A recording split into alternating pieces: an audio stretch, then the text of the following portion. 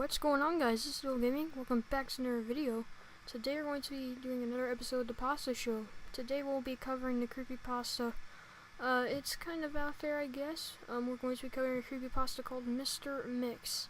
So without further ado, let's begin the Pasta Show.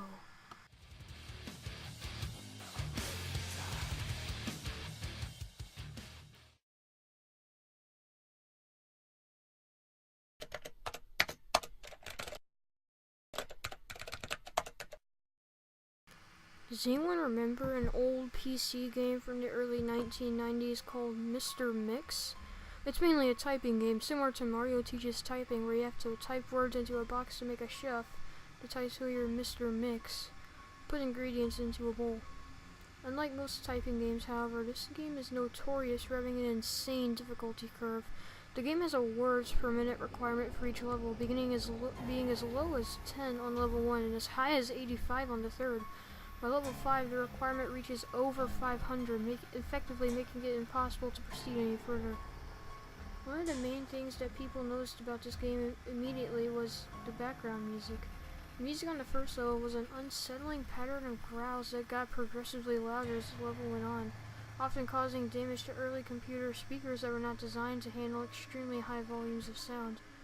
The second level had no music at all, and the third had what sounded like an extremely low-quality recording of a hairdryer playing in the background. The remaining two levels had an extremely loud, high-pitched ringing throughout the level that caused severe eardrum damage to those who managed to get that far. Another rather disturbing aspect of the game was the design of Mr. Mix himself. He was a large, round-faced, overweight man with large, beady eyes and red spots on his cheeks. Most children who played the game reported having vivid nightmares of Mr. Mix speaking to them in a quiet, raspy voice and threatening them to keep quiet about something. However, none of them could remember exactly what that was. One psychologist who saw many of these children reported being disturbed by the sheer amount of terror on the faces of the children as they recounted the details of the nightmare. Many of the children broke down into tears in the process, begging for their parents to save them. However, no direct relationship to the game itself could be determined by these few cases, as not all children suffered the same adverse effects. For obvious reasons, this game did not sell very well. It remained in relative obscurity until a few years ago when PC hackers got hold of a ROM of the game and started digging through it. Using memory hacking software, they managed to crack the game's code and bypass the impossible fifth level. What they found, however, was extremely disturbing and caused many of them to quit the expedition altogether. According to the reports these hackers left behind, the game behaves very strangely with the fifth level's bypass. The game crashes violently and closes, writing a bunch of files to the user's System32 directory to the point that the RAM was almost completely filled. These files are reportedly pictures of people with horribly deformed faces appearing to scream in pain and agony, with their eyes appearing to be bleeding from their tear ducts, and their outer layer of skin torn clean off in multiple places. If the user attempts to delete these files, the computer will violently crash and blue screen, causing permanent, irreparable damage to the user's hard drive. The hackers found this was caused by a lone byte in the game's ROM that triggered when the fifth level was completed. After removing this byte, they were able to proceed to the sixth and final level. But unfortunately, all of the hackers declined to discuss what they saw in the final level. All of them became extremely paranoid and reclusive, refusing to talk about anything related to the game, and showing astonishingly extreme symptoms of post-traumatic disorder.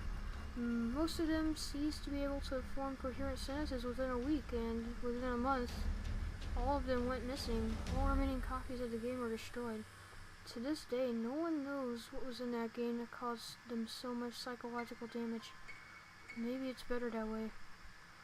2 years after this incident, a man was arrested after trying to kidnap an 8-year-old girl from a grocery store. Through DNA and fingerprint analysis, the man was identified as one of the original hackers who viewed the final level of the game. He was wearing a white chef's hat and had a look of unspeakable malice and insanity on his face. When interrogated, the man would only say one thing: "I'm Mr. Mix."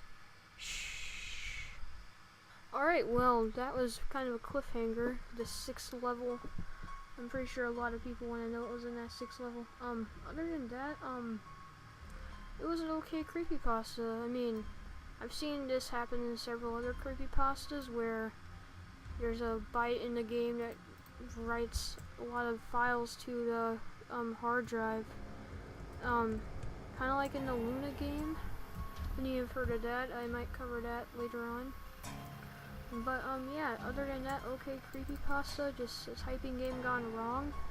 You don't see a lot of creepypastas or just anything in general about typing games, and this kind of, you know, makes you think about the game, you know, from the 1990s. I like the way how throughout each level the sounds get like progressively creepier and louder. And yeah, the story about the hackers, like I said, kind of a cliffhanger.